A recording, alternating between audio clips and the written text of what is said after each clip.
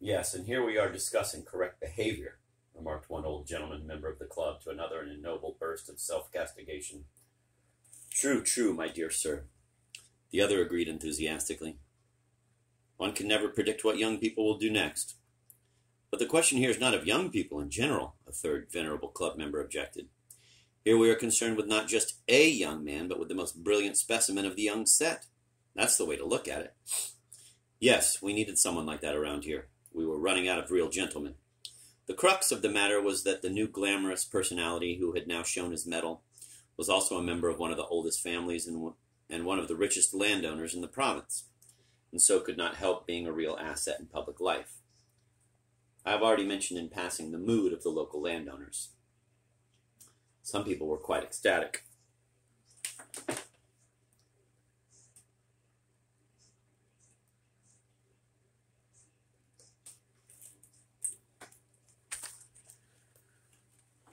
He not only did not challenge that student to a duel, he even forced himself to take his hands off him. That's something worth noticing, sir, someone pointed out. Nor did he drag him through our new courts, despite the fact that he could have got at least 15 rubles in damages for a personal insult to a born gentleman. Ha ha ha. No, let me tell you something about those new courts, another man butted in a frenzy. If someone gets caught red-handed stealing or embezzling, the best thing he can do is to run home and kill his mother. They'll immediately acquit him, and the ladies in the public gallery will wave their handkerchiefs at him. Believe me, it's the truth. Very true, very true. Of course, they couldn't do without recalling some old stories. They remembered Stavrogin's connections with Count K, whose severe personal disapproval of the latest reforms was well known. He was famous for his extensive activities, although he had slowed down somewhat recently. And now suddenly the public became convinced that Stavrogin was engaged to one of the Count's daughters, although there was really no basis for starting such a rumor. As to mysterious Swiss adventures and Liza Titian, even the ladies ceased to mention them.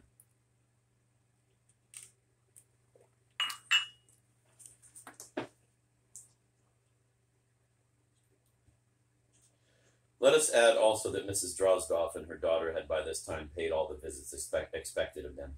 Liza was now considered just another young lady, quote, showing off, end of quote, her strained nerves. Now her fainting on the day of Stavrogin's arrival was laid to the student's ugly aggression. People even began to dismiss as commonplace incidents for which the day before they had been seeking the most fantastic explanations. And they completely forgot that a certain cripple had been involved in the story, even found it too embarrassing to remember it. Quote, anyway, even if there had been 100 cripples in his life, so what? Weren't we all young once, end of quote. Many commented upon Stavrogin's respectful treatment of his mother and searched for other virtues to ascribe to him. They spoke favorably of the good education he had acquired in the 4 years he had spent in German universities. Gaganov's behavior was declared absolutely unforgivable, and Mrs. von Limp was now definitely credited with uncanny insight. So when Stavrogin himself made his appearance, he encountered a general mood of naive seriousness. Realizing from the way everyone looked at him that great things were expected of him, he immediately lapsed into a profound silence, which satisfied his audience infinitely better than if he had saturated them with his conversation. In short, he could do no wrong. He was in fashion. In provincial society, once a person has appeared in society, he can never hide again. And Stavrogin once again started to perform all his social duties with refinement and perfection. Certainly they didn't acclaim him as an amusing and cheerful guest. Quote, this man has suffered enough in his life, they said. He's not like other people and has good reason to be so pensive and quiet. Even his pride and the air of supercilious inaccessibility that had brought him so much hatred 4 years before were now considered impressive and attractive. Mrs. Stavrogin was triumphant. Although she may have been sad about the broken plans for her son's marriage with Liza, family pride, of course, had a large part in her attitude. But the strangest thing of all was that Mrs. Stavrogin had become convinced that her Nikolai really was engaged to a daughter of Count K, although she, like everyone else, had simply succumbed to the wild rumors circulating and had never dared to check it directly with her son. Only once or twice, unable to restrain herself, had she discreetly reproached him for his lack of openness with his mother. Nikolai had smiled, but had remained silent, and to her his silence meant confirmation. But nevertheless, she never forgot about the lame woman. The thought of her lay like a heavy stone on her heart. It was a nightmare that conjured up strange visions and premonitions that became intertwined somehow with her dreams about the Count's daughter. But we shall come back to that. It goes without saying that Mrs. Stavrogin regained the respect and extreme courtesy she had formerly received in society, but now she took little advantage of it and drove out only very seldom. However, she paid a solemn visit to the governor's wife, for obviously the First Lady's words at the party touched and entranced her more than anyone's. They removed a great deal of the oppression that had been weighing on the poor woman since that unfortunate Sunday. I misunderstood her, she said with her characteristic impulsiveness. And to Mrs. von Lemke herself, she simply declared that she'd come to thank her. Mrs. von Lemke was highly flattered, but maintained her detachment and reserve. But then she had become extremely conscious of her worth. In fact, she may have had a rather exaggerated idea of it. For instance, she declared in the middle of the conversation that she had never heard anything of Stepan Verkovensky's activities, or, for that matter, of his reputation for learning.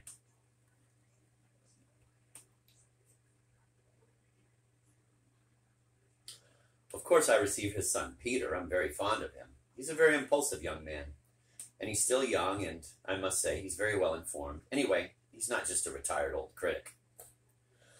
Mrs. Stavrogin hastened to straighten her out on that point. Stepan Verkovensky had never been a critic. On the contrary, she explained, he had always lived in her house. But he was famous because of certain circumstances connected with his earlier career, quote, that are too well known to the world to need repeating, end of quote. Later, he had become known for his, quote, works on Spanish history, end of quote, and now he intended to write about contemporary German universities, and she thought about the Dresden Madonna. Clearly, Mrs. Stavrogin refused to desert Stepan Verkovensky before Julie von Lemke's scorn. The Dresden Madonna? Surely you mean the Sistine Madonna? My dear Mrs. Stavrogin, I must confess I sat in front of that painting for 2 full hours once, and I left rather disappointed. I couldn't make anything of it, and I really wondered what all the fuss was about. Karmazinov, too, says it is rather hard to understand. Nowadays, no one finds anything so remarkable in it. Neither the Russians nor the English. I'd say it has been over-publicized by the older generation. So I gather there's a new fashion now? Well, I'm convinced that we shouldn't just dismiss the opinions of the young. People simply brand them as communists, but I think we must treat them with understanding and appreciation. Lately, I've been reading everything, the newspapers, all the proclamations of communes, and all about the natural sciences. I subscribe to everything. For we must understand, mustn't we, the society we live in and with whom we have to deal. One cannot live all one's life shut up in the ivory tower of one's own fantasy. I thought a lot about it and decided to be nice to the young people and thus prevent them from going over the brink. Believe me, Mrs. Stavrogin, only we who belong to the best society can keep them from plunging into the abyss into which they are being pushed by these silly, intolerant old men. Still, I'm very glad to hear all about Mr. Verkovensky. It gives me an idea. We could use him at our literary gatherings. I'm organizing a day-long entertainment to be paid for by subscription, the proceeds to go to needy governesses from our province. They are scattered all over Russia, and there are 6 of them in this district alone. In addition, there are 2 women telegraphists, 2 university students, and many others who would like to follow a career but can't afford the training. The lot of the Russian woman is terrible, Mrs. Stavrogin, my dear. The question is under study in our universities and has even come up before the Council of State. In this strange country of ours, everything is possible, and I think we can guide this great public cause along the proper path only by kindness and the direct participation of all society. Do we really have so many people of great character among us? There are many, of course, but they are scattered all over the place. So let us close our ranks and grow stronger. In short, I will start with a literary matinee followed by a light lunch. Then there will be an intermission, and later in the evening a ball. We thought of starting the evening with tableaux vivants, but that would have been too expensive, so we decided to offer a couple of quadrilles in costumes and masks, representing the best-known literary movements. Mr. Karmazinov gave me that amusing idea. He is a tremendous help to me. And you know, he is going to read his latest piece for the occasion. No one has read or heard it yet. It is his latest and last literary piece. His farewell to the public. It is a charming little work called Merci. He finds the French title more amusing and also more subtle. In fact, I suggested that type of title to him. I suppose Mr. Verkovensky could also read something if it's not too long or too learned. I believe his son Peter and someone else also want to read something. Peter will stop over at your place and give you the program, or if you'll permit me, I'll drive over myself. I hope you won't object to putting my name down on your subscription list, and I will pass your request on to Mr. Verkovensky. and insist myself that he accept. Mrs. Stavrogin returned home completely conquered by Mrs. von Limp, and God knows why, terribly angry with Stepan Verkovensky, who, poor man, had been sitting home all this time and knew nothing about all these developments.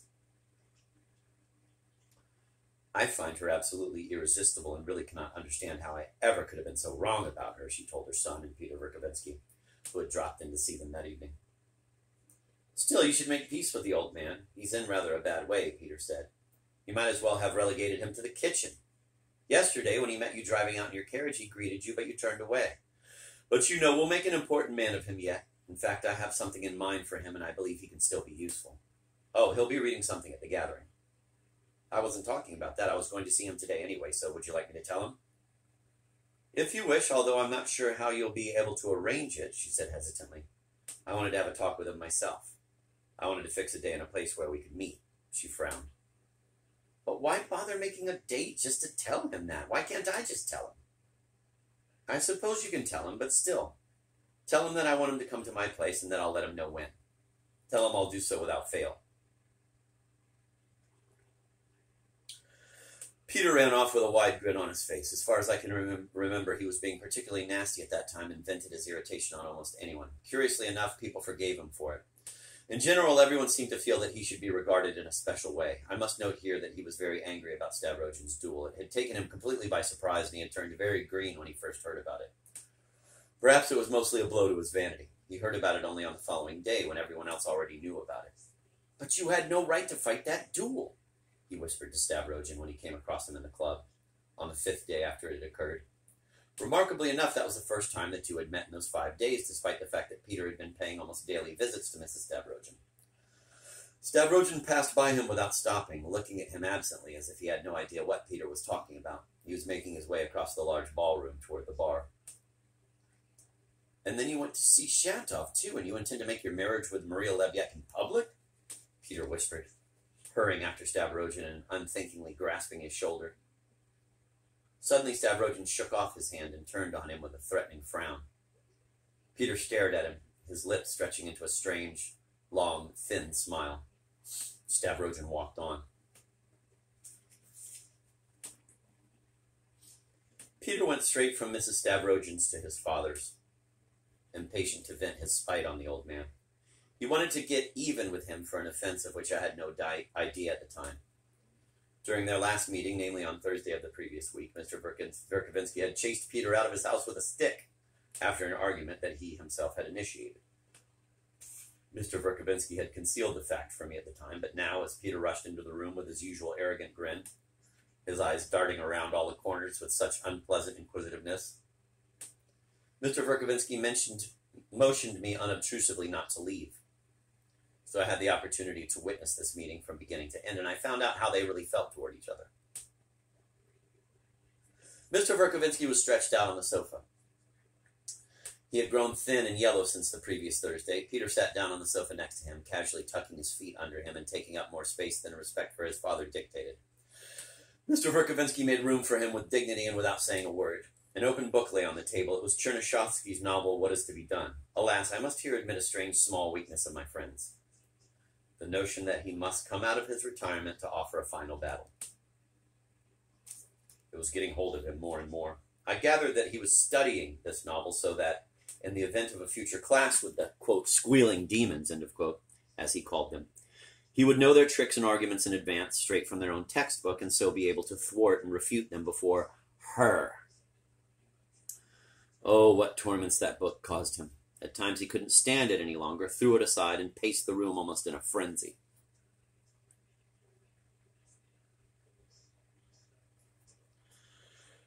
I admit that Chernyshevsky's fundamental idea is right, he told me once breathlessly, but that only makes it more horrible.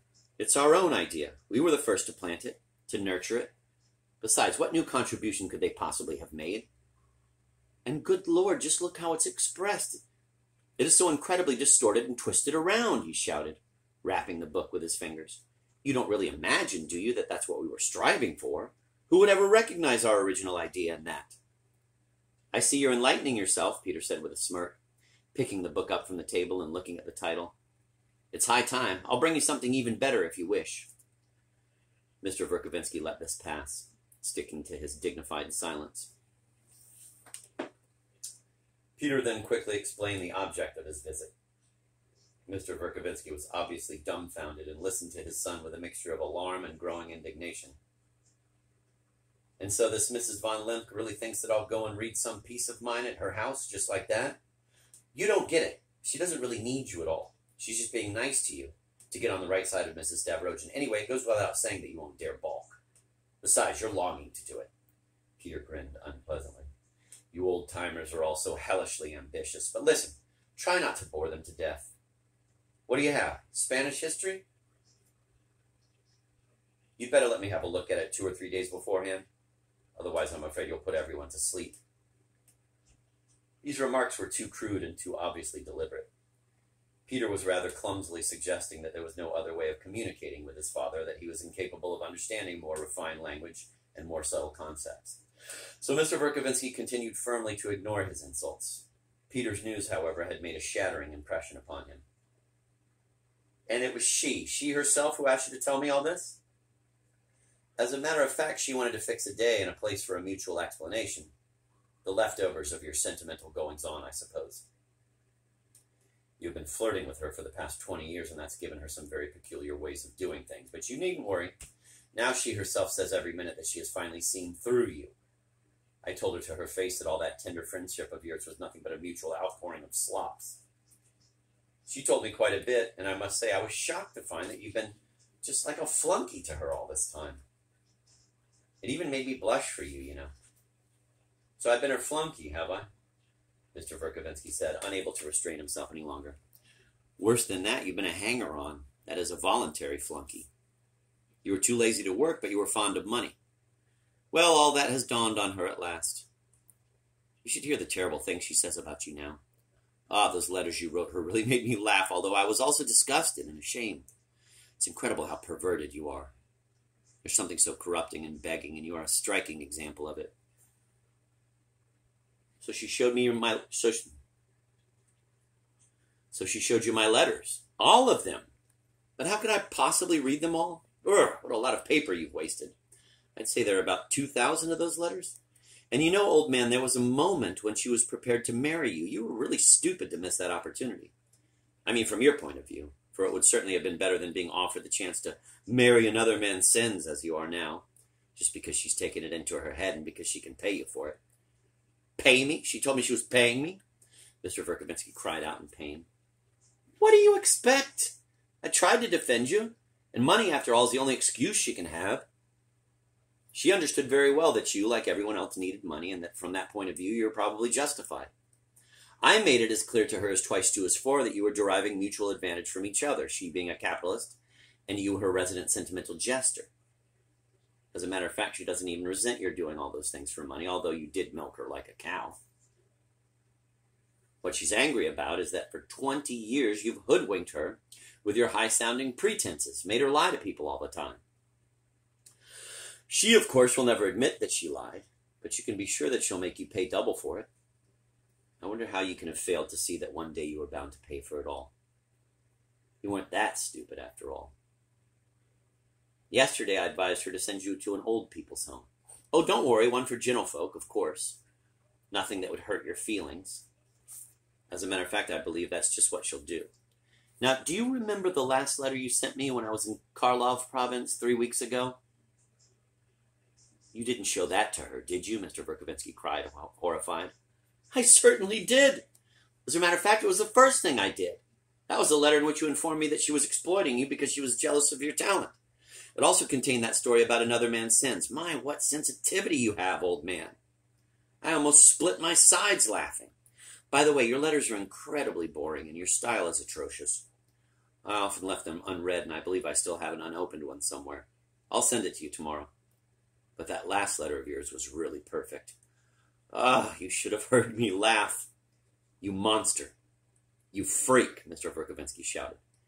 Damn it all, it's impossible to talk to you. Tell me, are you offended again, as you were last Thursday?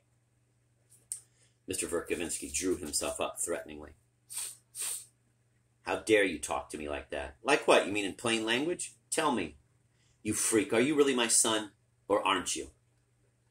You're in a much better position than I to answer that one, although, of course, every man has a tendency to delude himself under such circumstances. Shut up, Mr. Verkovensky said, shaking all over him. Now you see, you're shouting at me and insulting me as you did last Thursday when you even raised your stick to me. But I did find that document. Indeed, I found it that very day. Just out of curiosity, I spent the whole evening going through my luggage looking for it. It's true, of course, that it's nothing definite. Just a note written by my mother to that Polish fellow, you know. But then, if we consider her character, and one more word and I'll slap your face. What a man, Peter said, suddenly addressing me. You realize this has been going on between us ever since last Thursday. I'm delighted that you're present and will be able to judge for yourself. Now he's furious because I spoke about my mother that way, but didn't he bring it up first? In Petersburg, when I was still a schoolboy, he woke me up at night and threw his arms around me, crying like an old woman. That was when he told me all those stories about my mother. He was the original source of my information, you know. But I was referring to purely spiritual matters then. You understood nothing of what I said. But all the same, you must admit that what you did was more degrading than anything you can pin on me. Personally, I don't care. I'm thinking of how it must look to you. As far as I'm concerned, don't worry, I don't blame my mother. If it was the Pole, so it was the Pole. And if it was you, so it was you. It's not my fault that the two of you got into such a stupid mess in Berlin at that time. And from what I know of you, I can't imagine you're acting any more intelligently. You really are a ridiculous bunch, and I can't understand what difference it can make to you whether or not I'm your son. Listen. Peter turned to me again. He has never spent a ruble on me. He never set eyes on me until I was 16, and then he robbed me. And now he goes around shouting that his heart has been bleeding for me and puts on a show for my benefit, like a comedian. I guess he forgets that I'm not Mrs. Stavrogin. He got up and took his hat. I curse you. I lay my father's curse upon you from now on, Mr. Verkovensky said, stretching his hand out toward his son. He was as pale as death. The inanities this man is liable to come out with, Peter cried, this time in genuine surprise. Well, the best of luck to you, Papa, for I don't expect to come to see you again. Let me have that literary piece of yours as soon as possible. And try to fill it with less nonsense and more fact. Yes, facts, and more facts. And above all, keep it short. Goodbye now.